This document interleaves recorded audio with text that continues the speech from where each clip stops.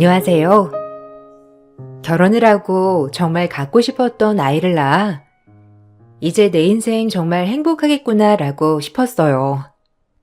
하지만 점점 남편은 변해가기 시작했고 어느덧 집에만 있는 저를 구박하기 일쑤였어요. 하지만 결혼하면 다 애를 보고 살아야지 라는 마음으로 넘어가던 일이 한두 번이 아니었고 남편은 저를 두고 대놓고 바람까지 피기 시작했어요. 처음엔 실수할 수 있지, 처음이겠지라는 마음으로 눈 감았던 것이 도저히 눈 감을 수 없는 지경까지 이뤘고 전 가정을 지키기 위해서 남편을 설득시켜야만 했습니다. 그렇지만 최악으로 돌아오는 대답은 남편은 뻔뻔스러운 태도였어요. 이쯤 돼서 그만둬. 나 몰라서 가만히 있는 거 아니야. 정윤이 때문에 참는 거니까 빨리 정리하는 게 좋을 거야. 아이 보기에 창피하지도 않아? 나를 홀대하는 건 몰라도 자식한테 부끄러운 짓은 하지 말아야 할 거 아니야. 가뜩이나 예민한 사춘기 아이인데. 곰 같은 게 영원히 모를 줄 알았는데 어떻게 눈치를 또 챘대? 알면 찌그러져 있어. 분위기 파악 안 되나 본데. 당신 나랑 이혼하면 개털 되는 거야. 결혼하고 지금까지 살림만 했던 사람이 나랑 이혼하면 그 나이에 제대로 된 일이나 할 수 있겠어? 뻔뻔하기가 하늘을 찌르네. 미안하다고 사정사정해야 할 사람이 지금 내 앞에서 오히려 당당하게 소리를 쳐? 인간이 어쩜 그래? 그럼 이혼해. 깔끔하게 이혼하면 될 거 아니야. 뭐 알고 있다고 하니까 말하자면 그 사람도 오히려 나 이혼하길 바라니까 네가 이혼만 해주면 땡큐다 이 말이야. 이런 나랑 살기 싫으면 당장 나가. 너한테 사과할 생각도 없고 말릴 생각도 없으니까. 당신 정말 최악이다. 원래도 이런 사람이었던 거야? 십몇 년을 그럼 이런 모습 감추고 어떻게 살았어? 정말 최악이야. 바람을 피우고 있는 남편에게 딸아이를 생각하여 그만두라고 했지만 남편은 정신을 차리지 못했어요. 그리고 심지어 그 바람 피우는 상대는 저의 절친한 친구였습니다. 이혼을 하고 아이를 혼자 키우는 친구가 안쓰러워 가끔 저희 가족 모임에 초대하여 놀러도 가고 밥도 먹고 했던 것이 화근이 되어 제 남편과 그렇게 외도를 저지르고 있었던 거예요. 정말 하늘이 무너지는 기분이었고 남편에게 배신과 절친했던 친구의 배신으로 그때는 모든 것이 원망스럽고 힘든 나날이었어요.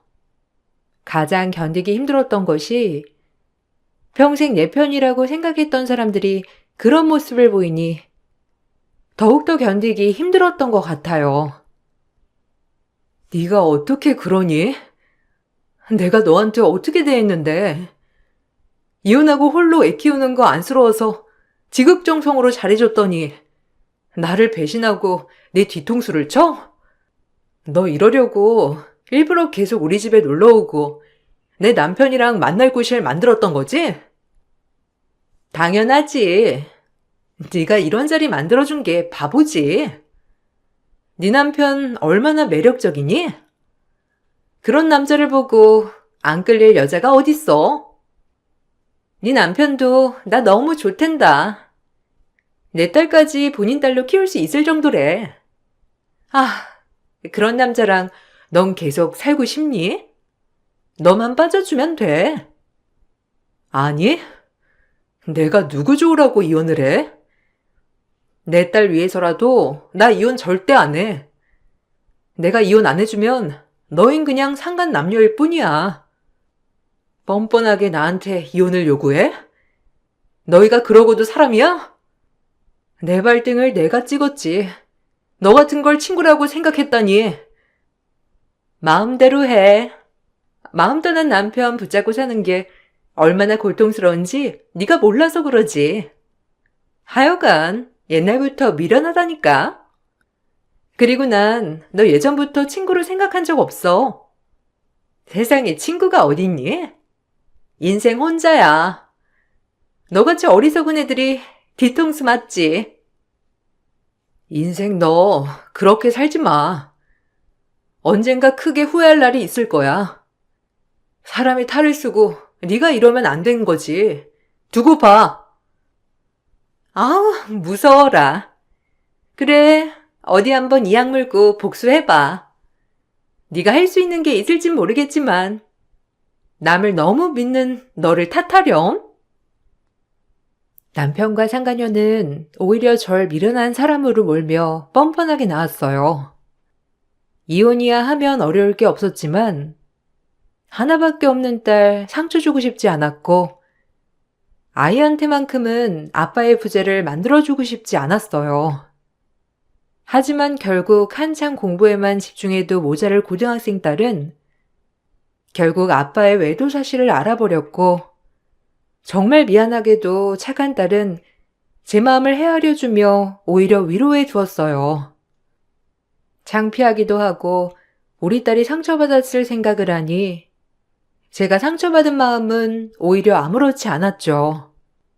그저 딸아이가 괜히 우리 때문에 한참 진로를 결정하고 예민할 때 엇나가는 게 아닐까 하는 걱정만 앞서게 되었는데 그럼에도 딸은 바르게 자라더군요.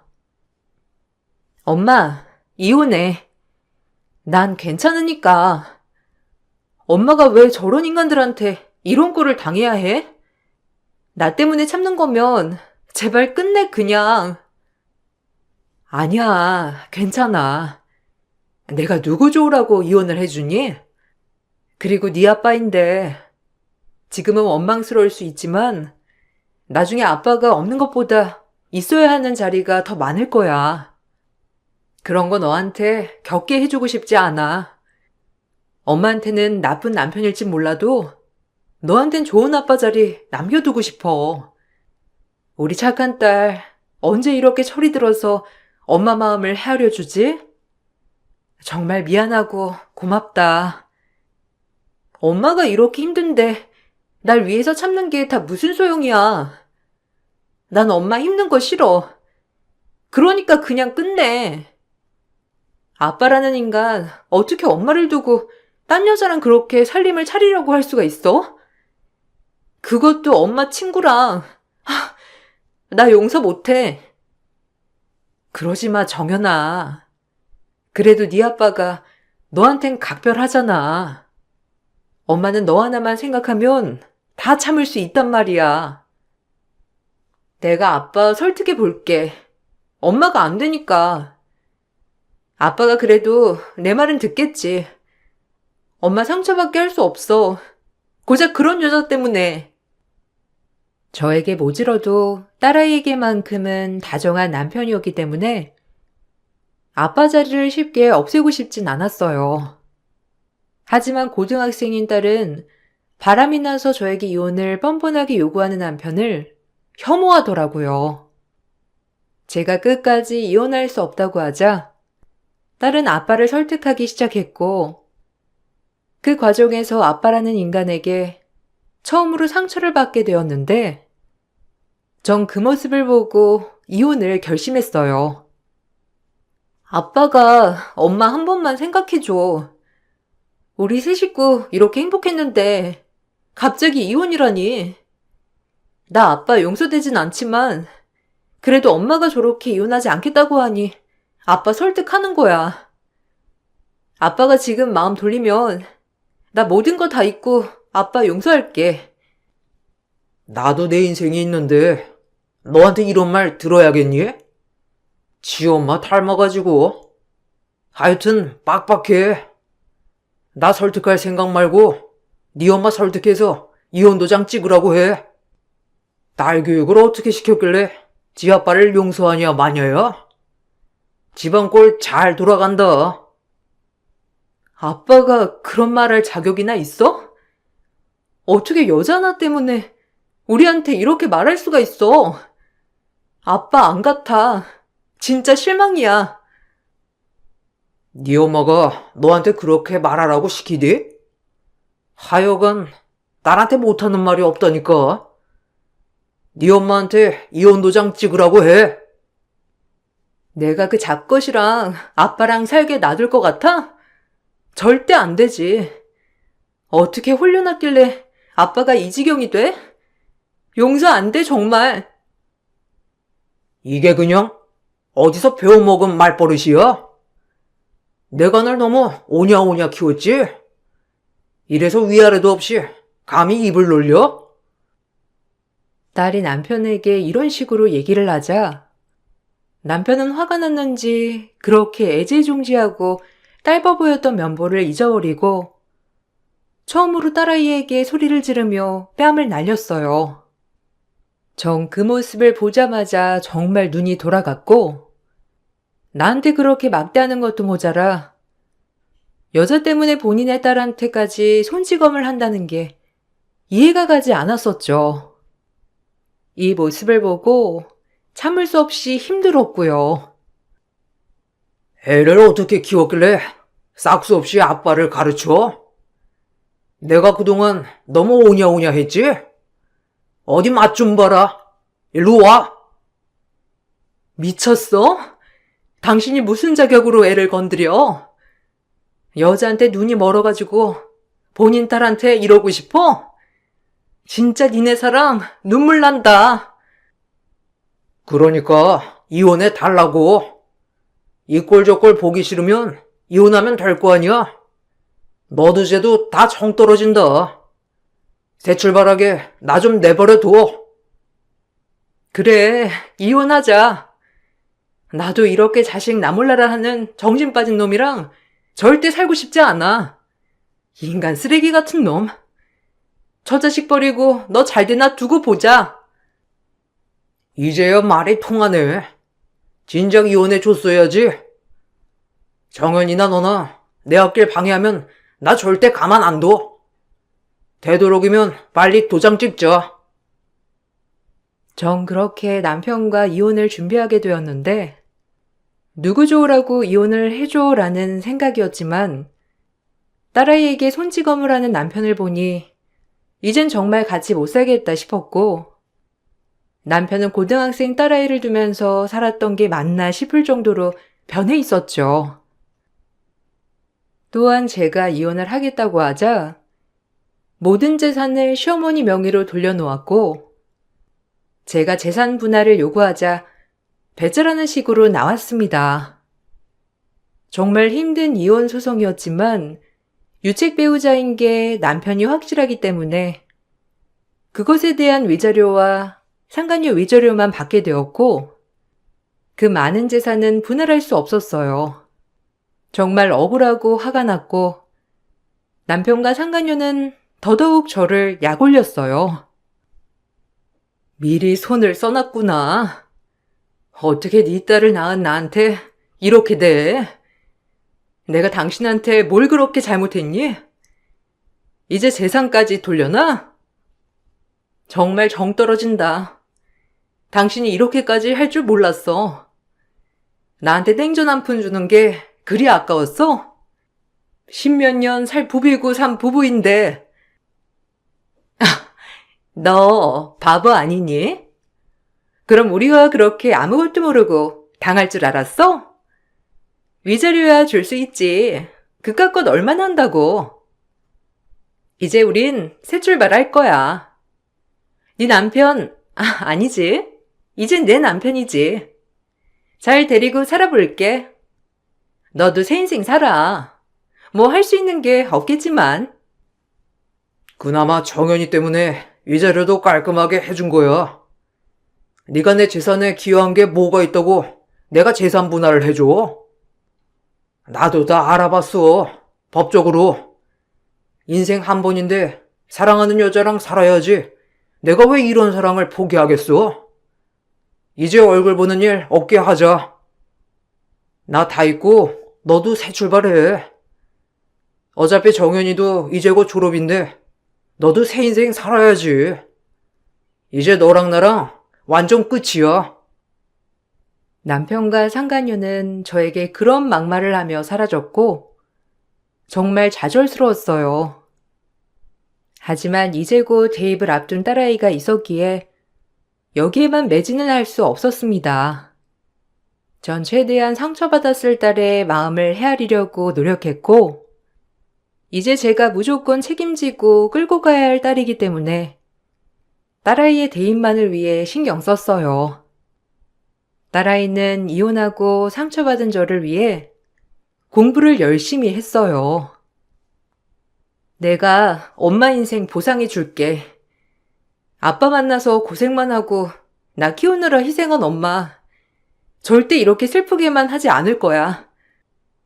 엄마는 네가 해준 말에 다 보상받은 것 같아. 아빠가 떠났지만 엄마는 네가 있으니까 괜찮아. 뭐 안 맞으면 이혼할 수도 있지. 그러니까 넌 그냥 너만 신경 써. 엄마 책임진단 생각도 하지 마.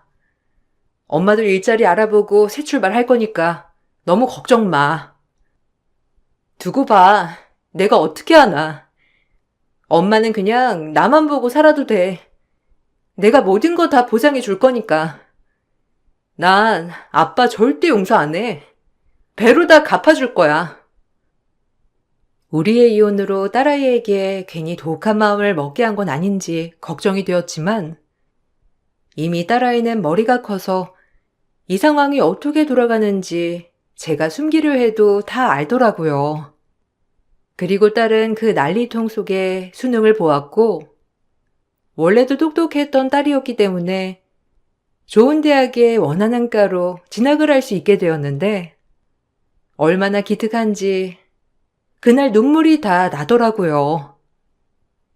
우리 딸, 이 난리통 속에 정말 하고자 하는 거 다 이뤄내서 장하다. 우리 딸은 뭐든지 다 할 수 있을 거야. 너무 고마워. 아빠라는 작자한테 입학금 달라고 해야지. 이런 건 자식한테 기본으로 해주는 거잖아. 엄마, 내 등록금 신경 쓰지 말고 아빠가 준 위자료로 하고 싶었던 거 배우고 해봐. 나한테 들어가는 돈은 내가 어떻게 해서든지 그 인간한테 달라고 할 거니까. 엄마도 돈 있어. 네 아빠가 주는 양육비도 있고. 그러니까 더 이상 아빠랑 그러지 마. 너만 상처받을 것 같아서 그래. 딸아이는 오히려 아빠라는 작자에게 대학 학비를 받아내야겠다고 했어요. 그쯤 남편은 양육비가 항상 밀렸었고 딸아이가 성년을 앞두고 있었기 때문에 지급 기간에 거의 만료될 시기가 다가오고 있었거든요. 딸아이는 그렇기 때문에 대학 학비만큼은 바람 피운 아빠에게 받아낸다고 하더라고요. 저 때문에 딸아이가 억척스러워진 건 아닌지 참 걱정이 되었고 그런 딸아이에게 남편의 반응은 가관이었습니다. 정말 여자의 눈이 멀게 되더니 자기 자식도 눈에 보이지 않는 인간이 되었던 거죠. 뭐? 돈을 달라고? 니네 엄마가 시키디? 연락 한 통 없다가 갑자기 연락해서 학비를 내달라니. 진짜 어이없네, 니네 모녀. 뭐 나한테 돈 맡겨놨냐? 어차피 너도 이제 성인이잖아. 내가 양육비 줘야 할 의무도 거의 끝나가는 시점인데 내가 왜 줘야 되는데? 아빠 진짜 너무한다. 나 아빠 딸이야. 나한테 주는 대학 학비가 그렇게 아까워? 진짜 아빠 맞아? 아빠 아닌 것 같아. 너도 성인이잖아. 아빠 이해 못해? 사랑하는 사람이랑 말년에 살아보겠다는 이 마음 네가 먼저 이해 못했잖아. 나도 나 이해 안 해주는 딸 필요 없어. 아빠는 이제 이 아줌마랑 새 출발할 거고 너네 엄마랑 너 그냥 알아서 살아 제발. 진짜 뻔뻔하다. 어떻게 나한테 이런 아빠가 있는지 창피하고 수치스러워. 그래도 해야 할 도리는 다 할 줄 알았는데. 지 애비한테 말하는 꼬락서니하고는 학교는 무슨 학교야 네가? 나가서 돈 벌래? 너도 네 어미처럼 버려줄까? 돈 얘기할 거면 나 찾아오지 마. 학비 없으면 학교 가지 말고 일하라고. 다시 한번 돈 얘기하러 오면 그땐 진짜 가만 안 둘 줄 알아. 아빠 없다고 생각해 그냥. 세상에 아빠 없는 애들이 얼마나 많은데. 너희 모녀는 어떻게 나한테 집착만 하니 진짜? 아유 속 터져. 그래. 그냥 죽었다고 생각할게. 아니, 차라리 죽어 없는 게 낫지.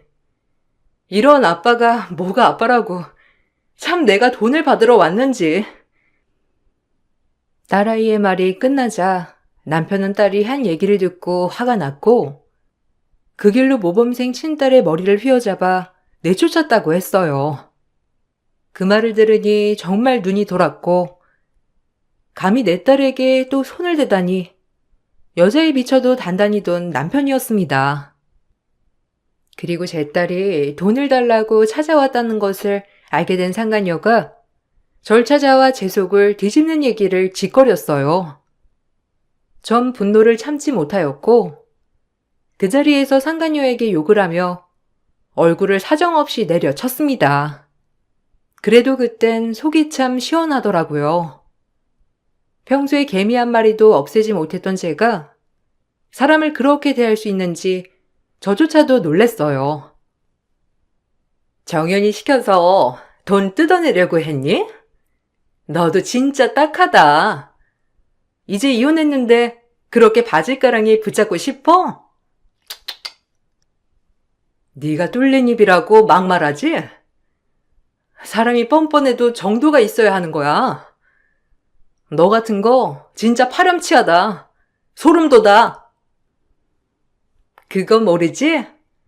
네 딸이 학비 달라고 했는데 안 낸다고 하고 내 딸 4년제 전액 학비 대준 거 아니? 그것도 일시불로. 학교 졸업할 때까지 등록금 하라고 통장에 보내줬어. 이것만 봐도 알겠지? 이제 미련 제발 버리고 니네 인생 살아. 뻔뻔한 걸로 따지면 너 진짜 국가대표구나? 너 같은 앤 그냥 말이 안 통해. 당해봐야 정신을 차리지. 오늘 어디 맛 좀 봐. 어머머, 어머, 이거 안 나? 이게 어디라고 와서 행패야? 이렇게 무식하니까 네 남편이 널 두고 나랑 바람이 나지. 아우, 이거 나. 상간녀를 정신 나가도록 혼줄 내놓으니 그래도 분은 풀렸지만 그래도 온전히 모든 게 해결되지 않았기에 속은 답답했습니다. 본인 딸한테 그렇게 모질게 대해놓고 상간녀 딸은 4년제 전액 학비를 내줬다고 했고 그 말을 들으니 또 한 번 딸이 받을 상처에 눈물이 쏟아졌죠. 그리고 전 이를 악물었고 어떻게든 딸아이와 둘이 잘 살아내야겠다고 생각하며 남편과 상간녀가 준 위자료로 장사를 시작했어요. 남편은 이제 다시 연락하지 않는 조건으로 상간녀에게 무력을 쓴 죄를 묻지 않겠다고 했습니다. 무식하게 옆언내가 힘만 세가지고 아주 작정을 하고 덤벼들었더구먼. 다시 연락하지 않는다면 고소는 안 할게. 이게 너랑 같이 살았던 정으로 내가 주는 마지막 선물이야. 절대 연락하지 마. 너 이렇게 무력 쓴 거 고소하면 바로 구속감이야. 알아? 그래, 눈물겹게 고맙다. 너한테 연락할 일은 없을 거야. 한동안 널 남편으로 믿었다니 내 발등을 내가 찍은 셈이지. 그 일이 있고 나서 전 앞만 보고 달렸고 딸아이의 학비를 위해 열심히 일했습니다. 다행히 장사는 평타 이상이었고 딸아이는 대학을 진학해 본인 진로를 위해 악착같이 공부하고 몰두했어요. 그런 딸아이가 안쓰러운 반면 정말 대견하고 자랑스러웠고 그렇게 9년이 흘렀습니다. 정신없이 살아가다 보니 솔직히 제가 받은 상처 다 잊혀졌고 제 옆에 딸아이가 있어서 정말 행복하기도 했어요. 저와 딸아이의 상처가 아물어져 갈 때쯤 딸은 저에게 어느 날 이런 말을 하더라고요. 이제 내가 그 인간 끝장내줄게, 엄마. 이날만을 기다렸어. 엄마한테 얘긴 안 했지만 난 준비 다 됐거든. 내가 하는 거 지켜봐줘. 더 이상 엮이지 마. 너 상처받는 거 2번이면 좋게. 그 인간은 그 인간대로 살게 내버려 두고 우리 그냥 다 잊자. 엄마, 지금 너무 행복해. 이렇게 장사도 잘 되고 자리도 잡고 너도 네가 하고자 하는 거 다 이뤘고 뭐가 부족해. 그만 다 잊자. 아니, 나 절대 못 잊어. 그 인간들 잘 살게 둘 수 없지. 나 검사잖아, 엄마. 그동안 참고 참았어. 그리고 준비는 끝났어. 엄마 대신 내가 그 인간들 눈에서 피눈물 나게 해줄 테니까 두고 봐. 어디서 감히 인간들의 탈을 쓰고 살아가? 끝장내야지. 그런 일이 있고 9년 뒤 검사가 되어온 딸이 남편을 향해 서슬퍼런 복수를 준비하기 시작했어요. 딸아이는 검사가 되고 일을 하면서 차츰차츰 남편이 운영하고 있는 회사에 대해 뒤를 캐기 시작했고 비자금이며 횡령 등 여러 가지 불법 자금들을 조사하기 시작했죠. 워낙 싹싹하고 인간관계가 넓었던 딸아이의 몇 년에 걸친 복수 방법이었습니다. 그리고 곧 남편 회사는 검찰 조사가 들어갔는데 검찰 조사가 들어가게 되어 남편은 크게 타격을 받았고 가족을 수사할 수 없었던 딸은 본인과 가장 친한 동기검사, 즉 딸아이의 모든 것을 알고 지낸 동기검사에게 부탁을 해 남편을 기소하였어요. 모든 걸 알게 된 남편은 충격을 받았고요.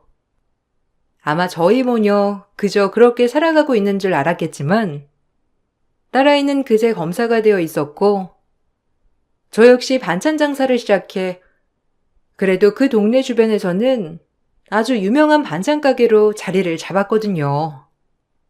이렇게 잘 살고 있는 것이 전 최고의 복수라고 생각했습니다. 날 보고 많이 놀랐나 봐. 개 3명씩. 이 자금 횡령이며 불법 자금이며 어떻게 세탁했는지 다 조사 들어가고 있으니까 기다려. 그리고 아마 당신이랑 재혼한 그 정신 나간 아줌마도 이 돈 같이 쓴 거잖아? 피해가진 못할 거야. 아니, 네가 어떻게 검사가 돼? 그래, 달러로 좀 해라. 내가 막판에야 아빠 노릇 못했지만 그동안 먹여주고 키워줬는데 네가 이런 거 막을 정도는 될 거 아니야. 잔말 말고 막아줘. 아빠 인생 한번 살린다 생각하란 말이야. 그래야 사람이지. 나 기소한 검사랑 너랑 동기라며. 그러니까 말 좀 잘해줘. 네 아빠라고 하면 좀 봐줄 수도 있잖아. 부탁한다 내 딸아. 어? 개세명씨, 어디서 딸딸거려. 당신이랑 손절한 지가 언제인데. 이거 다 내가 벌린 판이야. 변명은 검찰 조사에서나 하라고. 구속 절대 못 피해가. 당신 중년은 깜빵에서 썩게 될 거니까 그리 알아. 9년 동안 행복했지? 처자식 버리고 나가서 당신이랑 똑같은 여자랑 그 자식이랑 얼마나 깨복같겠어. 이제 남의 눈에 눈물 난 대가는 치르셔야지. 아주 즐겁다 진짜. 그렇게 남편은 검찰에 송치되었고 회사 회계장부부터 모든 걸 싹 다 터는 동료 검사였어요. 장부부터 모든 걸 보니 하나도 깨끗한 게 없었다고 했고 이 돈을 같이 쓴 상간녀에게도 조사 명령이 떨어졌는데 상간녀는 딸아이를 보자마자 하얗게 질렸죠. 그러면서 본인은 아무 죄가 없다고 오히려 남편 책임이라며 소리를 지르고 악을 써댔는데 정말 눈물겨운 사랑이었습니다. 네가 네가 어떻게? 아니, 네 아빠를 그렇게 깜빵에 쳐넣으려고 하는 거니? 아, 어쩜 애가 그렇게 독해? 그리고 나는 왜 끌어들이는 거야? 난 네 아빠가 그냥 사주는 거 있고 그런 건데 그런 돈인 줄 몰랐다고. 내가 그런 돈인 줄 알았으면 썼겠니? 쟤는 네 아빠한테 물어. 나한테까지 이러지 말고. 너 나한테 악감정 있는 건 알다만 그래도 죄 없는 사람한테 이러면 되겠니? 그건 핑계고 다 나와 있어. 법인카드로 미용 시술이며 당신 딸 유학 비용이며 쓸 땐 좋았겠지만 이제 벌을 받을 차례야. 아주 어마어마하게 썼네. 보니까 연간 12억이라니. 스케일이 크셔 아주. 명품을 이렇게나 사셨어? 진짜 웃긴다. 당신 얼굴엔 시장표 옷이 딱인데. 뱁새가 황새 쫓아가다 큰일 나요, 이 아줌마야. 개세명이 당신 동아줄인 줄 알았나 본데 썩은 줄이었어. 이제 벌 받을 각오해. 늦은 나이에 어디 한번 빨간 줄 그어보라고. 내가 흘린 눈물 그대로 피눈물로 갚아줄게. 아니 얘. 나는 잘못 없다니까. 니네 아빠가 쓰라고 준 카드인데 왜 나한테 그러는 거야? 이게 아주 웃겨 정말. 너 지금 니네 아빠가 니네 모녀 버렸다고 앙심 품어서 이러는가 본데 정신 차려. 왜 나한테 억지를 부려? 이성적으로 행동해. 그리고 나도 피해자야. 니네 아빠 만나서 내가 얼마나 헌신하고 봉양했는데 이 정도 돈은 쓸 수도 있는 거지. 왜 나한테 그래? 당신도 이성적이지 않은 것 같은데? 개세명 그 인간 그렇게 사랑한다면서 결국은 그 인간 탓을 하다니 눈물겨운 사랑이네. 더러운 상간남녀 어디 한번 막판에 벌 받아보라고. 내 인생 성공했다. 오로지 내 목표는 당신들 빵에 쳐넣는 거였거든. 거지 같은 호족 때문에 내가 기소 못하는 게 한이지만 그래도 내가 조사하고 나머지는 친한 검사한테 넘겼으니 빵에 가는 건 확실할 거야. 그렇게 상간녀도 경찰 조사를 받게 되었고 그리고 남편은 법인카드와 회사 돈 횡령을 한 혐의로 구속이 확정되면서 상간녀 또한 연간 12억이나 되는 돈을 개인적으로 쓴 혐의로 남편과 함께 구속 확정이 되었어요. 그야말로 상간남녀 중년 인생 감옥에서 썩게 된 것이죠. 회사에선 대표가 구속되자 대표 해임만까지 건의되어 남편은 회사에서 쫓겨났고 전문 경영인이 회사를 경영하게 되었습니다.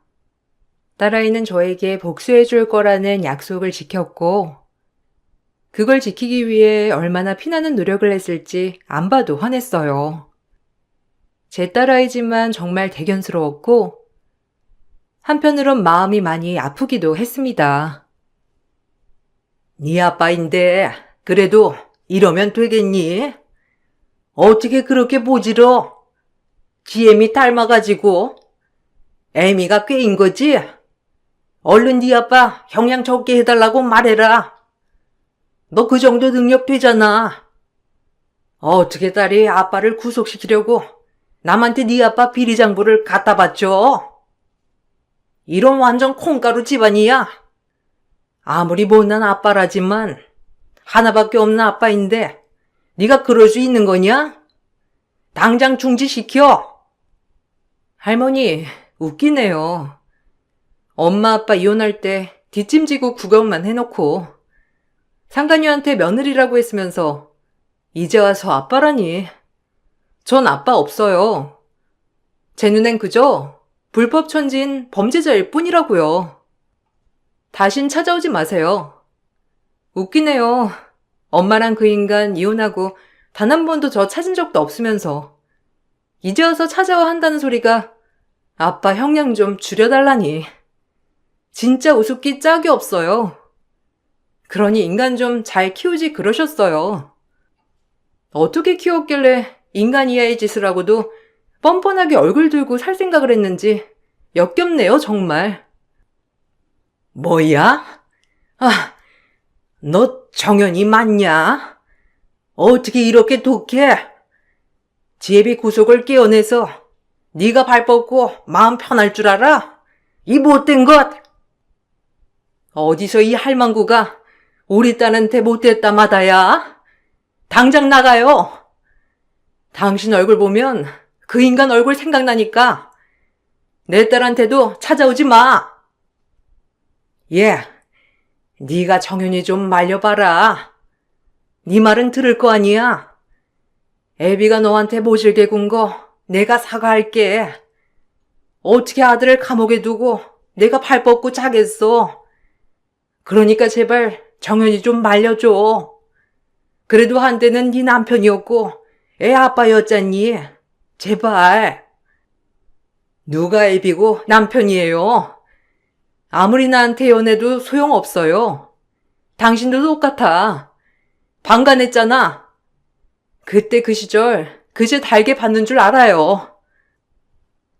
딸아이에게 들었단 말 중 가장 웃겼던 건 남편이 만들어 놓은 재산들, 즉 저와 이혼 당시 저에게 재산 분할을 해주지 않으려고 시모 앞으로 돌려놓은 재산 중 일부를 상간녀 앞으로 해줬다고 했고, 상간녀는 그걸 팔아 주식이며 코인이며 정신 못 차리고 해대다가 모든 걸 잃었다고 했습니다.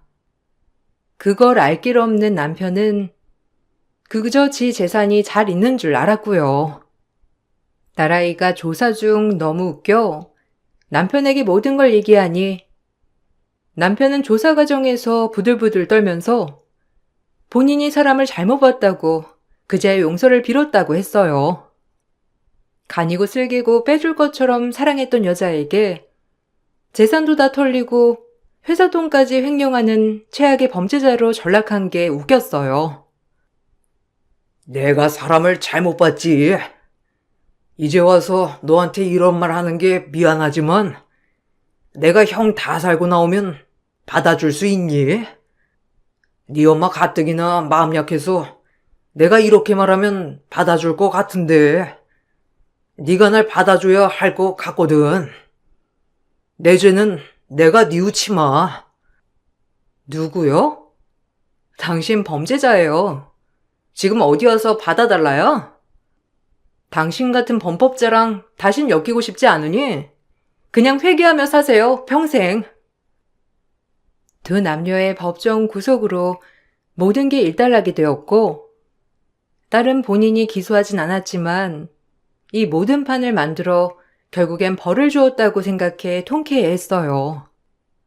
저 역시도 마찬가지로 묵은죄증이 내려가는 것 같았습니다. 그리고 딸아이는 이렇게 얘기를 하더라고요. 내가 뭘 했어, 엄마? 내가 절대 용서 안 한다고 했지?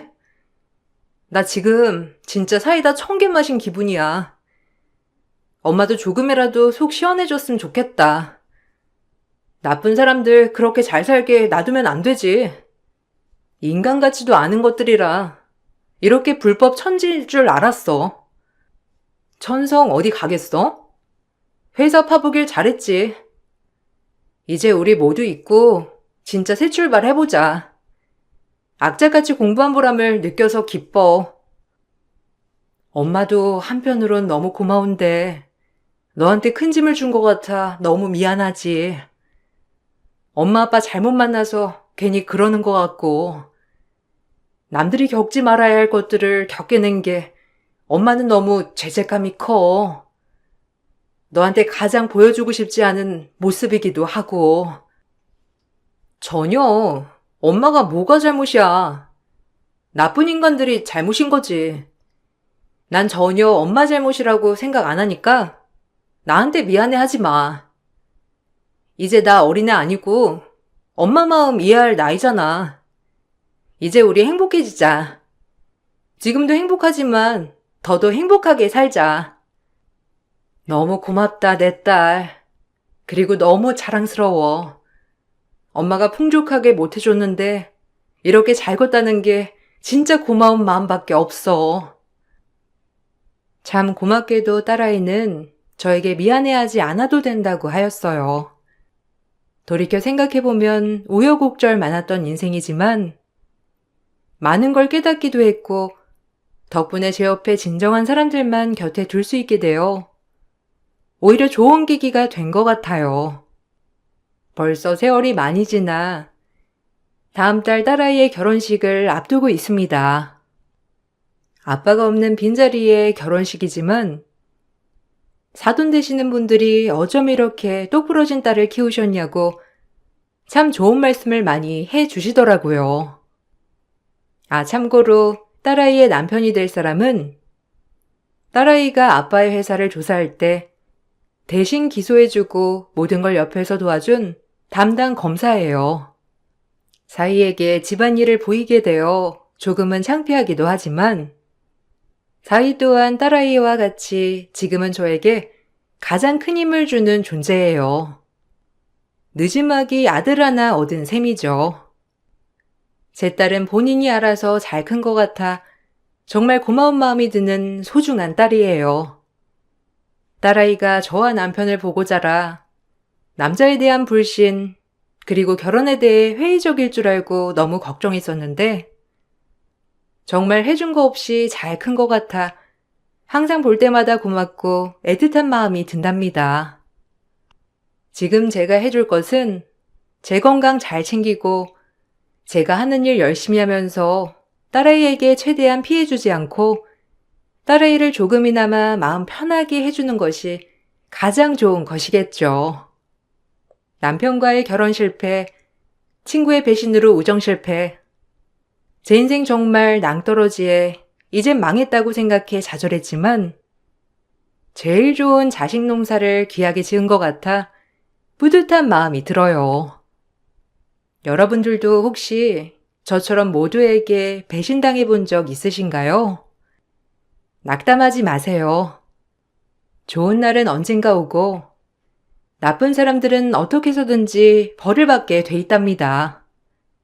건선징악이라는 사자성어가 떠오르네요.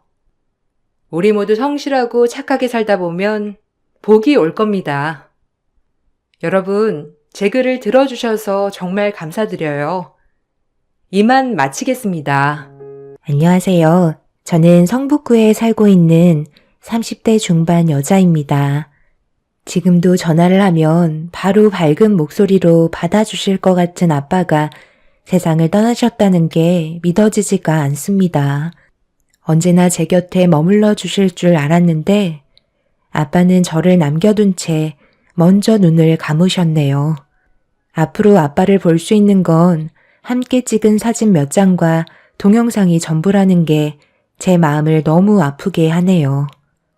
저희 아빠가 세상을 떠나신 지도 벌써 3개월이라는 시간이 지났습니다. 지금 현재 혼자가 되어버리신 엄마 옆에는 제가 자리를 지켜드리고 있어요. 항상 웃음이 끊이지 않았던 엄마는 아빠에게 많은 의지를 하면서 살아오셔서 그런지 현실을 받아들이기까지 아직 시간이 더 필요하신 것 같아 엄마와 저는 서로 의지하며 살아가고 있습니다. 그리고 아빠가 떠나시면서 또 다른 충격적인 사실들이 밝혀지게 되었는데요. 만약 제가 그걸 목격하지 않았다면 저희 집안은 돌이킬 수 없는 상태까지 왔을 거예요. 어떻게 보면 아빠가 도와주셨다고 할 수 있을 만큼 결정적인 증거를 남겨두셨습니다. 제 사연의 시작은 5년 전 어느 여름날 저희 가족이 동해바다 해수욕장에서 물놀이를 하고 있던 도중에 아빠가 다리에 쥐가 나셨는지 물에서 나오지 못하고 계셨어요. 그때 어떤 남자가 저희 아빠를 구해주면서 그 사람과의 인연이 시작되었습니다. 아빠는 생명의 은인이라면서 그 사람을 정말 마음에 들어 하셨죠.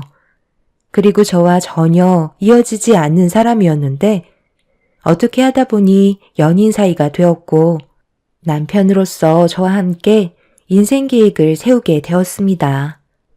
초장부터 아빠의 마음을 사로잡았던 남편은 저희 집안에 아들이 없어서 그런지 남편을 상당히 좋아하셨어요. 남자답고 아빠가 없어도 저희 가족을 잘 이끌어 줄 것 같은 믿음을 가지고 계셨죠. 저도 남편의 듬직한 모습이 정말 마음에 들었습니다. 더군다나 남편은 아빠를 위기에서 구해줬기 때문에 그 점이 많은 작용을 하게 되었죠. 그렇다고 그거 하나 보고 남편을 판단한 건 아니었어요. 인성 또한 좋았고 어른에 대한 예의도 갖췄으며 대기업에서까지 근무를 하고 있었기 때문에 남편에 대한 호감도가 상승했던 거였습니다. 서로가 만들어질 수 없는 인연이었기 때문에 저희 가족 모두 남편을 특별한 존재로 생각하고 있었어요. 저희 집안에 꼭 필요한 사람으로 인식을 하고 있었죠. 그렇게 좋은 관계를 유지하는 동안 남편에 대해 실망했던 적이 단 한 번도 없을 만큼 잘 지내오고 있었는데 불행은 평화로울 때 오는 거라고 어느 날 아빠의 행동에 이상한 점들이 조금씩 눈에 들어왔고 아빠도 몸에 문제가 생겼다는 걸 인지하셨는지 병원에서 검사를 받아봐야 할 것 같다고 하시길래 저희 가족 모두 아빠의 건강 상태를 확인하기 위해서 병원으로 향하게 되었죠. 그리고 검사를 받아본 결과 충격적이게도 아빠는 치매 초기 증상을 겪고 있으셨어요. 가끔 일상생활을 하실 때 깜빡하시거나 되물으시는 경우가 몇 번 있으셨는데 그게 초기 치매 증상인 걸 병원에 가서야 알게 된 거였죠. 저희 가족은 하늘이 무너져 내릴 만큼 상당한 충격을 받게 되었고 연세가 많으셨던 아빠는 생각보다 치매 증상이 날이 가면 갈수록 하루가 다르게 변화된 모습을 보여주셨네요. 의사는 치매라는 게 사람마다 진행되는 속도가 다르기 때문에 꾸준한 관리가 중요하다며 여러 가지 조언을 해주셨지만 그건 크게 도움이 되지는 못했습니다. 그러다 보니 남편도 많이 걱정이 됐는지 치매에 좋다는 것들을 자주 사왔고 일부러 시간을 쪼개서 친정에 다녀오기도 했었네요. 남편의 변하지 않는 그런 모습들을 쭉 지켜봐온 아빠는 모두가 모여있을 때 갑자기 중대 발표를 하셨어요. 내가 앞으로 얼마의 시간 동안 정신이 온전할지 모르겠다만 제정신일 때 박서방한테 부탁 하나만 하지. 앞으로 내 딸과 자네 장모를 잘 부탁하네. 그래도 자네가 그동안 나한테 듬직한 모습을 보여줘서 내 가족을 믿고 맡길 수 있다는 거에 너무 마음이 놓이고 아들 같아서 앞으로 나 대신 내가 가진 재산을 대신 관리해 줄 수 있겠나? 이런 건 남자가 관리를 해야 집안을 잘 이끌어갈 수가 있거든. 이번에 평생 부동산 일을 하면서 제대로 된 건물 하나 만들어 보자고 정말 많은 시간을 쏟아부었고 그 결과 125억짜리 건물 하나 가질 수 있게 되었지만 내 몸이 지금 이 상태인데 그 건물이 있어봤자 뭐하겠어? 자네는 일단 대기업을 나왔고 경제적으로도 눈이 뜨였기 때문에 우리 가족을 잘 부양해 줄 거라 생각했거든. 단순히 결정한 문제도 아니고 정말 신중하게 고민한 거기 때문에 받아줬으면 좋겠네. 자네는 어떻게 생각하나? 내가 가진 재산을 가지고 우리 가족의 부양을 책임져 줄 수 있겠나? 나는 어차피 가족들에게 피해를 주고 싶지도 않고 요양원에 들어갈 거라 크게 걱정하지 않아도 될 것 같네. 자네는 나한테 그냥 사위가 아니라 생명의 은인이자 친아들로 생각하기 때문에 자네를 믿고 맡기려 하는 거니 우리 가족들을 잘 좀 부탁하네. 장인어른, 저는 그 건물을 받을 만큼 마음의 준비가 되어 있지 않습니다. 그리고 그 재산은 당연히 장모님께 돌아가야죠. 그게 맞는 겁니다. 장인어른 옆을 평생 지켜주신 분은 장모님이신데 고작 제가 이 사람과 결혼한 지 얼마나 됐다고 그 큰 금액의 재산을 혼자서 가져간다는 건 도둑이나 마찬가지인 거죠. 저를 그렇게 믿어주셨다는 것만도 저는 감사하게 생각합니다. 당신은 어떻게 생각해? 내가 사이한테 건물을 넘겨도 될 것 같아? 불만이 있으면 지금 말해줬으면 좋겠는데. 내 입장에서는 솔직히 좀 당황스럽긴 하지. 아무래도 나한테 그동안 단 한 번도 당신의 고민을 털어놓은 적은 없었잖아. 지금 그 건물을 박서방한테 넘기겠다는 것도 우리는 전혀 알지 못하고 있었는데? 준비가 되어 있지 않았는데 무슨 말을 할 수가 있겠어? 아무래도 돈 문제가 예민한 거기 때문에 지금 당장 결정할 수 있는 문제가 아니지. 나중에 다시 얘기해요. 오늘은 단순 식사 자리인 줄 알았는데 갑자기 이런 대화가 오고 가서 좀 당황스러우니까 이쯤에서 정리하고 너도 다음날 일찍 출근해야 하니까 박서방이랑 어서 들어가야지. 조금 있다가 다시 엄마가 전화할게. 엄마의 안색은 어두웠고 아빠에게 상당히 서운해하는 것 같아 보였습니다. 아무래도 조금도 의논하지 않고 아빠 혼자 결정한 문제이기 때문에 엄마는 예민하게 반응을 하신 것 같아 보였죠. 남편과 저는 집으로 오는 동안 아빠가 했던 재산에 대해 진지하게 대화를 주고받고 있었는데 남편은 조금도 아빠의 재산을 탐하려 하지 않았어요. 오히려 욕심을 부리면 화를 입는다며 지금도 잘 살고 있기 때문에 자기가 아닌 저희 엄마한테 가는 게 맞는 거라며 크게 관심을 가지지 않았네요. 그런데 남편이 이 문제를 시댁 집안에 얘기를 했는지 다음날 저에게 전화를 하셨습니다. 퇴근하고 저희 집에 오시겠다는 말이셨고 상당히 화가 많이 올라오신 목소리셨어요. 그렇게 퇴근 후 집에 도착하니 남편과 시부모님께서 먼저 집에 들어와 계셨고 시모가 빨리 가까이 오라며 조급해 하셨네요. 그리곤 처음으로 저에게 화를 내셨습니다. 넌 옆에서 뭐하고 있었던 거야? 사돈어른께서 내 아들한테 재산을 넘기겠다는 말까지 나왔는데 옆에서 가만히 있었다며? 네? 어머님, 갑자기 그게 무슨 말씀이세요? 제가 옆에서 저희 아빠가 가지고 계신 재산을 당연하게 받을 수는 없는 거잖아요. 형식적으로 이 사람이 아닌 저희 엄마한테 돌아가는 게 맞는 거라고요. 그리고 아직 저희 아빠 멀쩡하세요. 지금 당장 넘겨주시겠다는 게 아니라 혼자서 생각을 하고 계신 것뿐이지 아직 결정된 건 아무것도 없었어요. 저희 엄마와 의논부터 하시고 저희와 다시 대화 나누기로 약속을 잡으셨기 때문에 벌써부터 재산 가지고 민감하게 반응하실 필요는 없으세요.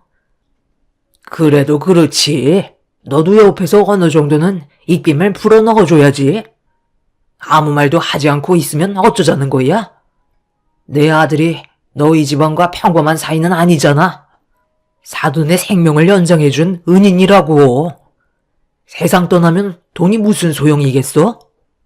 영정사진에 올라갈 뻔했던 사돈을 내 아들이 구해줬는데 그 정도는 당연히 받을 수 있는 거지. 사람 목숨값이 정해져 있는 거 봤니? 아버님, 이해 못하는 거 아니에요. 이 사람이 저희 집안에 정말 필요한 존재이고 그 부분에 대해서는 항상 고맙게 생각하고 있어요. 그러니 조금만 기다려주세요. 저희 부모님께서 조만간 답을 주실 것 같아요. 그리고 이 사람도 저희 아빠의 재산에 대해 욕심이 없다고 했어요. 그 재산은 저희 엄마한테 가는 게 맞는다고 했었는걸요. 그런데 당신이 내가 부모님이 대화하실 때 아무 말도 하지 않았다고 얘기했었어? 내 입장을 충분히 생각해주고 있는 걸로 알고 있었는데. 우리 부모님이 방금 좀 과장돼서 얘기하셨는데 당신은 옆에서 가만히 있었다고 말씀드린 거야. 이 문제가 작은 건 아니잖아? 그래서 우리 부모님은 어떤 생각을 가지고 계신지 궁금해서 전날에 있었던 일에 대해 말씀드린 것 뿐이니까 너무 예민하게 받아들이지 마. 우리 부모님은 언제나 항상 우리 둘만 생각하시는 거 당신도 잘 알지? 잘 됐으면 하는 마음에서 그런 거라고. 내가 너한테 언제 못했던 적 단 한 번이라도 있었니? 네가 며느리로 들어온다고 했을 때 조금도 반대한 적 없었고 우리 집안의 며느리로 환영했었다. 그것뿐이야? 시집살이 한 번도 시킨 적이 없이 매년마다 명절 때며 김장날 다른 집안들은 때 되면 사건 사고가 끊이지 않는 거 나는 너한테 쓸데없이 노동 같은 건 조금도 시키지 않고 전부 다 내가 했었잖아. 그만큼 우리 집안도 너를 친달처럼 생각하고 있었는데 갑자기 재산 문제가 나오면서부터 사이가 멀어진 것 같아 너무 서운하다. 우리는 남들과는 다르게 정말 특별하다고 생각했었는데 사돈어른의 재산 얘기가 나오자마자 어떻게 한마디도 거들어줄 생각을 하지 않는 거야? 그동안 한 번도 이런 마음 가진 적 없었는데 전날에 네가 보인 행동은 정말 실망스럽다. 시부모님께서는 저에게 많이 실망하셨다며 쓴소리를 계속해서 쏟아내셨어요. 저 또한 처음 겪어보는 시부모님의 화난 모습에 적응을 하지 못하고 있었어요. 그런데 남편이 아직 해결되지도 않은 일들에 대해 전부 다 얘기했다는 건 저로서도 많이 서운한 감정이 들었죠. 더군다나 한마디도 거들어주지 않았다는 식으로 저를 안 좋게 설명했다는 거에 기분이 좋지 않았습니다. 저는 최대한 시부모님을 진정시켜 드렸지만 그럴 때마다 점점 더 흥분을 가라앉히지 못하셨어요. 그런데 갑자기 초인종 소리가 들리길래 확인을 해보니 남편의 여동생인 신우이가 저희 집을 찾아온 거였어요. 지방에서 일을 하고 있는 신우가 왜 찾아왔는지 이해할 수 없었는데 시부모님께서 부르셨는지 서둘러 문을 열어주라며 다그치셨네요. 새언니, 제가 이 문제로 여기까지 달려와야겠어요? 제가 새언니한테 얼마나 실망을 많이 했으면 퇴근하자마자 저녁도 안 먹고 무작정 오빠 집으로 달려왔겠어요. 정말 그 말이 사실이에요? 언니 아버님께서 저희 오빠한테 125억이나 되는 건물을 주시겠다고 하셨다면서요? 그런데 새언니는 아무 말도 하지 않고 옆에서 가만히 있었고요. 돈 얘기가 나오니까 저희 오빠를 사랑하는 마음이 싹 변했나 봐요. 도대체 무슨 생각을 하고 계셨던 거예요? 원래 같으면 무조건 새언니가 저희 오빠한테 재산을 넘겨주라고 먼저 말씀드려야 하는 거 아닌가요? 오빠가 누구예요? 새언니 아버님의 생명을 구해준 은인이라고요. 제가 새언니 입장이었다면 아빠를 구해드린 값으로 100억이 아닌 1000억이라도 아깝지 않게 생각했을 거예요. 그런데 새언니는 결정적으로 그 순간 망설였다는 거고 저희 오빠를 대신해 옆에서 얘기해주지 않았다는 거예요. 솔직히 입장을 바꿔서 생각을 해보세요. 125억짜리 건물을 유산으로 넘겨주시겠다는 건데 당연하게 받는 게 예의상 맞는 거예요? 일단 한 발 빼고 거절하는 게 예의잖아요? 그럼 언니 아버님께서 다시 오빠한테 건물을 가져가라고 하셨을 때 마지못해 어쩔 수 없이 받는 것처럼 해야 그림이 좋은 거라고요. 그런데 지금 상황이 좀 이상하게 흘러가고 있잖아요? 새언니도 인정하죠? 아가씨, 저는 돈이 아깝다고 얘기한 적이 단 한 번도 없었어요. 단지 저희 부모님께서 오랜 기간 함께 하셨기 때문에 이 점에 대해서는 상당히 예민할 수밖에 없는 문제이고 결정적으로 엄마는 신중하고 싶으셨던 것 뿐이에요. 그 말이 똑같은 거죠. 마음의 변화가 생겼다는 건 그때의 고마움을 잊어버리셨다는 건데요. 화장실 들어갈 때와 나올 때가 다르다더니 정말 그 말이 맞는 것 같아요. 저는 새언니한테 조금도 서운한 감정이 없었는데 이번 일을 통해서 다시 보게 됐어요. 저희 가족과 관계 회복을 하고 싶으시면 오빠한테 최대한 빠른 시일 내에 건물 명의가 바뀔 수 있게 만들어주셨으면 좋겠네요. 신우가 찾아온 이유도 똑같았어요. 큰돈이 한 번에 들어온다는 생각에 지금을 놓치고 싶어 하지 않는 것 같아 보였습니다. 저도 시댁 식구들의 저를 대하는 행동에 대해 실망을 많이 했었고 남편한테 너무 서운했었어요. 정리가 되지도 않은 상황을 너무 크게 불려놓은 상태라 수습하는 것도 쉽지가 않았습니다. 한참 동안 시댁 식구들은 흥분을 가라앉히지 못한 채 저에게 불만을 쏟아내다가 할 말이 다 떨어졌는지 점차 말수가 줄어들기 시작했어요. 그리곤 다시 침착하게 저를 설득하셨습니다. 내 말이 무슨 뜻인지 이제 알겠지? 너희들이 앞으로 살아가는데 정말 중요한 순간이라는 거야. 그 건물을 처분하고 들어오는 돈으로 너희들이 할 수 있는 게 얼마나 많은 줄 아니? 그것뿐이겠어? 가족들이 앞으로 살아가는데 먹고 살 걱정은 안 해도 된다는 거잖아. 사돈어른의 결정으로 가족들의 삶에는 큰 변화가 찾아올 거다. 그리고 우리의 관계는 더욱더 끈끈해지겠지. 앞으로 하루 이틀 얼굴 볼 사이도 아니고 이제 평생을 함께해야 될 가족으로 형성이 되어 있는 건데 돈 때문에 우리 싸우지 말자. 서로 웃으면서 좋게 해결 볼 수 있는 거야. 그런 큰 돈 가지고 있어봤자 뭐 하겠어. 세상 떠날 때 가지고 갈 수 있는 것도 아니잖아. 남은 인생 즐기다 가면 그걸로 만족하는 거지. 사돈어른께 유산으로 남겨주려 하지 말고 최대한 서둘러서 내 아들의 명의로 바꿔달라고 해라. 우리 웃으면서 잘 살아보자. 사돈어른의 건강이 더 안 좋아지기 전에 하루빨리 정리해야지. 내 말 무슨 뜻인지 이해할 수 있지? 딸이 얘기하는데 안 들어줄 부모가 어디 있겠어? 어머님께서 하신 말씀 충분히 이해했어요. 하지만 아직까지 저한테 그렇다 할 얘기를 해준 건 아직 없으세요. 어머님께서도 저희 아빠가 지금 현재 어떤 상태이신지 잘 알고 계시잖아요. 그래서 저도 지금 많이 당황스러워서 어떻게 해야 할지 많은 고민을 하고 있는 중이에요. 일단 조만간 부모님 얼굴 뵈러 가야 할 것 같으니까 그때 다녀오고 나서 다시 소식을 전해드릴게요. 그리고 제 입장도 조금은 이해해 주세요. 저희 부모님께서 결정하실 문제잖아요. 시댁 식구들은 저를 좋게 타일러서 최대한 하루빨리 아빠의 재산을 남편에게 넘겨줄 수 있게 만들어주길 원하셨습니다. 남편이 시댁 집안의 돈 얘기를 꺼내자마자 이렇게까지 돌변할 거라곤 정말 상상도 못했습니다. 제가 알던 사람들이 아니었어요. 너무 낯설었고 다른 사람을 보는 것 같은 느낌이 들었습니다.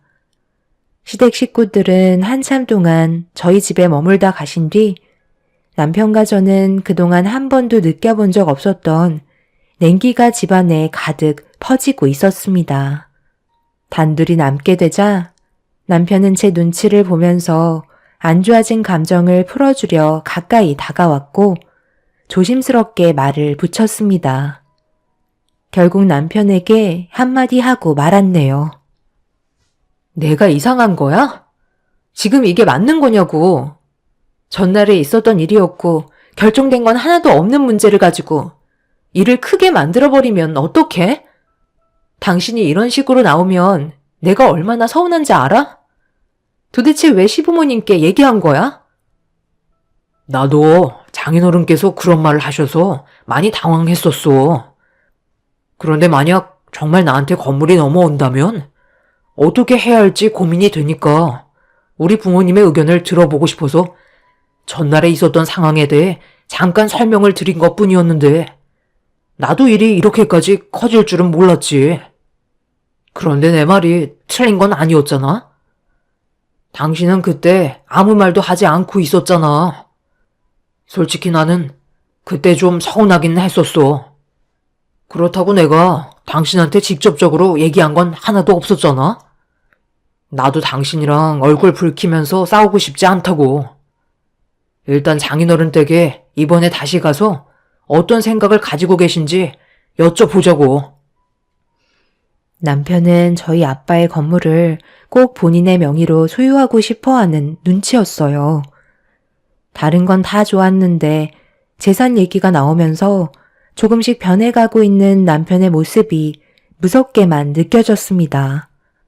그래도 그동안 결혼 생활하면서 좋았던 기억이 훨씬 더 많았기 때문에 상황을 좀 더 지켜보기로 했었죠.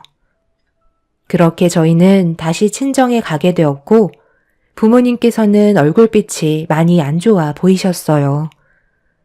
저희가 간 이후에 두 분이서 안 좋은 대화를 주고받았는지 알 수 없었지만 분위기는 예전 같아 보이지 않았습니다. 저희를 반겨주신 엄마한테 아빠의 건강 상태에 대해서 여쭤보자 점점 안 좋아지고 계시다며 걱정을 하고 있었어요. 그래도 일상생활 하는 데는 크게 문제가 없다며 요양원을 알아보고 계신다는 말을 하셨어요. 아빠는 엄마와 저한테 짐이 되어주고 싶지 않아 요양원에서 보호를 받고 싶어 했습니다. 알고 보니 엄마는 아빠가 옆에 있어주길 원했고 아빠는 요양원에 들어가겠다고 결정을 내리신 상태셨죠. 그러다 보니 안 좋은 감정이 표출이 되면서 좋았던 부부 금실에도 금이 가기 시작했습니다. 엄마는 정말 힘들어서 버티지 못할 것 같을 때까지는 아빠를 곁에 두고 싶어 하셨어요.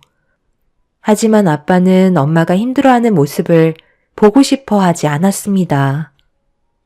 서로가 진심으로 사랑하고 있어서 이런 의견 차이가 생기는 듯 보였어요. 그런데 남편이 어떤 분위기인지 파악을 하지 못했는지 엄마의 얼굴을 붉히게 만드는 한마디를 꺼내고 말았어요. 제 생각으로는 장인어른께서 요양원으로 들어가시는 게 좋을 것 같은데요. 장모님이 요양원에 출입을 못하는 건 아니잖아요. 그리고 시설 좋은 곳으로 가면 훨씬 더 많은 도움을 받을 수도 있고 앞으로 점점 더 힘들어질 텐데 그럴 때 장모님께서 감당하실 것들이 너무 많기 때문에 제 생각으론 요양원에 들어가는 게 좋을 것 같습니다. 정 아니다 싶을 때 다시 댁으로 돌아오면 되는 거잖아요. 그러니 이 문제에 대해 너무 심각하게 받아들이지 않으셨으면 좋겠어요. 저도 이 사람이 만약 장인어른과 똑같은 병을 앓게 된다면 그땐 저도 요양원에 보낼 생각이거든요. 아무리 사랑하는 사이라 해도 내 몸이 힘들면 사랑은 눈앞에서 보이지 않거든요. 관리받을 수 있는 곳에서 생을 마감하는 것도 좋은 방법이고 가족들에게 피해를 주지 않는 결정이라고 할 수 있을 것 같네요. 장모님께서 지금 현재 갑자기 혼자가 되신다는 것 때문에 많이 두려우신 것 같은데요. 시간이 지나면 자연스럽게 적응하게 되어 있어요. 하루에 세상 떠나는 사람들이 얼마나 많은데요. 그 사람들 전부 현실을 받아들이고 지금은 잘 살고 있잖아요. 그러니 너무 걱정하지 마세요. 이 사람이랑 제가 있는데 뭐가 두려워서 요양원에 안 모시겠다는 거죠? 지금 그걸 말이라고 해? 내가 싫다고 했으면 그만인 거지. 나는 이이가 내 옆에 있어야 마음이 놓인다고. 자네 처음에는 잘 몰랐는데 상대방에 대한 입장을 조금도 고려해주지 않는구만. 그런 성격 당장 고치게. 제 성격이 어때서요? 저는 있는 그대로를 말씀드리는 거예요. 나중엔 저에게 고마워하실걸요? 장인어른, 제 말이 맞죠? 그리고 저번에 장인어른께서 말씀하신 건물은 어떻게 하실 거예요? 결정은 내리셨어요? 어떤 식으로 진행하실 거죠? 그건 없던 일로 결정을 받네. 내가 계속 오락가락 하다 보니까 괜히 이상한 말을 한 것 같은데 지금은 아무한테도 건물을 넘길 생각이 없으니까 그때 말한 건 잊어주고 앞으로 내 딸한테만 집중해주게. 그 일 때문에 안 좋은 영향이 가서 괜히 미안하게 됐네. 얼마 전에 사부인께서 전화가 왔거든. 박서방에게 건물을 주겠다고 했으면 빨리 넘겨주라면서 얼마 전에 너희 집에 갔었는데 안 좋은 얘기를 주고받았다고 하더라고. 내가 그때 아차 싶었었다. 그래서 그 건물은 내가 눈 감을 때까지 가지고 있을 거고, 세상을 떠나게 된다면 그 건물은 당연히 우리 집사람이 가져가게 될 거니? 더는 이 문제로 신경 쓰지 말게. 내가 내 딸과 자네 목도 생각하고 있으니까 괜히 이 문제로 서운하게 생각하지 말고. 남편은 아빠의 말에 답을 하지 않고 침묵을 유지하고 있었어요. 아무래도 건물을 넘겨주지 않겠다는 한마디에 상당한 충격을 받은 것 같아 보였습니다. 그런데 그게 당연했던 거고, 아빠도 엄마와 많은 대화를 주고받으신 것 같았어요. 대화 중간중간에도 아빠의 치매 증상은 오락가락하는 모습을 보이셨지만 요양원에 들어가시겠다는 생각은 변함이 없으셨어요. 아빠의 고집은 엄마와 제가 절대 꺾지 못했고 결국 요양원으로 들어가시기로 결정을 보게 되었습니다. 남편은 상당한 충격을 받았는지 가족들끼리 대화를 주고받는데도 조금의 말도 붙이지 않았고 존재감이 없는 사람처럼 행동하고 있었습니다. 부모님께서는 남편을 일부러 건들지 않았어요. 기대한 만큼 실망을 많이 했기 때문에 혼자만의 시간이 필요해 보였습니다. 그렇게 부모님 집에 잠깐 있다가 저희 집으로 다시 돌아오게 되었고, 그렇게 모든 상황이 마무리가 된 듯 보였죠. 그런데 아빠가 요양원에 들어가신 뒤 저희 집안에 엄청난 변화가 찾아오기 시작했어요. 스트레스를 많이 받거나 환경적인 요인에 문제가 생겼을 때 치매 증상이 악화가 된다고 했었는데 아빠는 요양원에 들어가신 뒤부터 치매의 속도가 상당히 빠르게 진행되고 계셨습니다.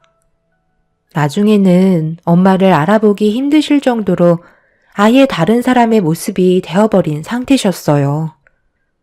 누구는 치매가 서서히 진행이 된다는 사람도 있었는데 아빠는 저희가 생각했던 시간보다 훨씬 더 악화가 되어 계셨습니다. 그런 모습을 지켜보고 있던 저희는 다시 집으로 돌아가야 하나 싶었지만 엄마를 알아볼 수 없는 상태에서 한 공간에 있는 건 위험할 수도 있다며 요양원에선 집에서 모시는 걸 반대했어요. 제가 누군지도 전혀 모르고 계셨습니다. 저희가 할 수 있는 건 아빠를 지켜보는 것 밖에는 없었어요. 그런데 어느 날 남편이 아빠의 손을 잡으면서 무슨 말을 하기 시작했어요. 그리고 잠시 뒤 아빠의 입에서 남편에게 건물을 넘겨주겠다는 말을 뱉으셨습니다.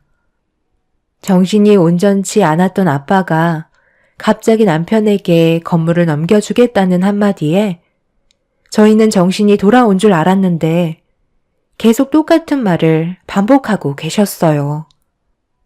그런데 남편이 그 말을 녹음해 두었는지 아빠가 세상을 떠나시면 녹음한 파일이 법적으로 효력이 있을 거라며 아빠의 건물에 대한 욕심을 나타내고 있었습니다. 갑작스럽게 돌변한 모습을 보인 남편을 보고 있던 저는 온몸에 소름이 돋기 시작했어요. 저는 녹음된 파일로는 증거가 채택이 될 수 없다며 얘기했지만 제 말은 조금도 신경 쓰지 않고 있었죠. 옆에서 남편의 행동을 지켜보고 있던 저희는 어이가 없었고 엄마는 남편에게 녹음된 파일을 당장 지우라며 화를 내셨습니다. 왜 저희 아들한테 화를 내세요? 모든 결정은 사돈어른께서 하셨는걸요? 증거가 채택이 되는지 안 되는지 그건 나중에 법정에서 확인해보면 되는 문제이니 너무 화부터 내지 마세요. 그래도 하나밖에 없는 사위인데 이 정도는 애교로 봐주셔야죠. 사돈께서 여긴 어쩐 일이시죠? 지금 무슨 생각을 하고 계신지 모르겠지만 그렇다고 사돈이 원하는 대로 모든 게 이루어질 수 없다는 걸 알아두셨으면 좋겠네요. 남의 재산을 탐하는 것 자체가 법적으로 문제 있다는 걸 모르시나 보네요. 그걸 아시는 사돈은 그럼 잘하고 계세요? 오늘은 사돈어른 얼굴 한번 뵙고 가려고 잠깐 들린 것 뿐이에요. 그리고 저희가 아들과 긴히 할 말이 있으니 오늘은 따로 좀 시간을 가지겠습니다. 엄마는 시댁 식구들의 돌발 행동에 많이 당황스러웠는지 그 자리에 주저앉았고 저 또한 변해버린 남편의 모습에 적응을 하지 못하고 있었어요. 엄마는 그동안 너무 많은 스트레스를 받으셨는지 결국 몸살에 걸리셨고 저 또한 몸이 좋지 않아 집에서 쉴 수밖에 없었죠. 그런데 저희가 며칠간 요양원에 가지 못했을 때 하필 문제가 터지고 말았습니다. 아빠가 돌발 행동을 하셨는지 요양원에서 사라지셨다는 연락을 받게 되었고 엄마와 저는 그 소식을 접하곤 서둘러 요양원으로 출발을 하게 되었어요. 요양원에서는 아빠를 찾지 못하자 저희는 주변 일대를 돌아다니면서 아빠를 찾고 있었어요. 그렇게 한참 동안 아빠의 행방을 알려고 돌아다니고 있었는데 요양원에서 다시 전화가 왔고 충격적인 소식을 들을 수 있었습니다. 아빠가 건물 밖으로 나가셔서 혼자 돌아다니시다가 달리는 버스를 발견하지 못하면서 충돌이 일어났고 그 자리에서 세상을 떠나셨다는 말을 들을 수 있었습니다. 한순간에 아빠를 잃게 된 저희는 병원에 도착해 아빠를 살려달라고 애원했지만 이미 아빠는 너무 큰 사고로 인해 결국 돌아오지 못하셨네요. 뒤이어 남편과 시댁 식구들도 병원으로 와주었고 남편이 아빠의 장례를 도와주며 그날만큼은 아무 말도 하지 않았습니다. 그런데 장례가 시작이 되면서 조문객이 없던 늦은 새벽에 남편과 시부모님은 한자리에 모여 술판을 벌이면서 대화를 주고받고 있었는데 얼굴빛이 상당히 밝더라고요. 저는 그 모습들을 쳐다보며 무슨 말을 하고 있는지 들어봤는데 아빠의 125억짜리 건물이 남편에게 간다며 시부모님은 기뻐 날뛰시며 장례식장에서 잔치라도 벌이는 듯 행복한 모습을 보여주고 있었네요. 저와 엄마는 넋이 나간 상태라 그 모습을 보면서 한숨을 내쉬었고 왜 이런 사고가 발생이 됐는지 이해할 수 없었습니다. 결국 시댁 식구들을 지켜보고 있던 엄마는 시부모님 앞으로 걸어가시더니 술판을 벌이고 있던 상을 뒤엎으며 당장 장례식장에서 나가라며 소리를 지르셨어요. 결국 엄마와 시부모님께서 얼굴을 붉히며 몸싸움이 일어났고 남편은 중간에서 말리면서 저희 엄마한테 현실을 받아들이시라며 갑자기 핸드폰을 꺼내 들더니 충격적인 영상을 보여주었습니다. 아빠의 음성이 남편의 핸드폰에서 들려왔고 저는 너무 놀라 남편의 핸드폰을 빼서 재생되고 있는 영상을 다시 처음부터 확인을 하게 되었습니다. 그 안에는 아빠가 남편에게 125억의 건물의 재산을 넘겨주겠다는 유언이었고 저와 엄마는 촬영되어 있는 아빠의 모습을 보고 사색이 된 얼굴로 영상을 계속 돌려볼 수밖에 없었어요. 이게 어떻게 된 거야? 아빠가 언제 이런 유언을 남기신 거지? 그동안 나한테 이런 중요한 걸 숨기고 있었던 거야?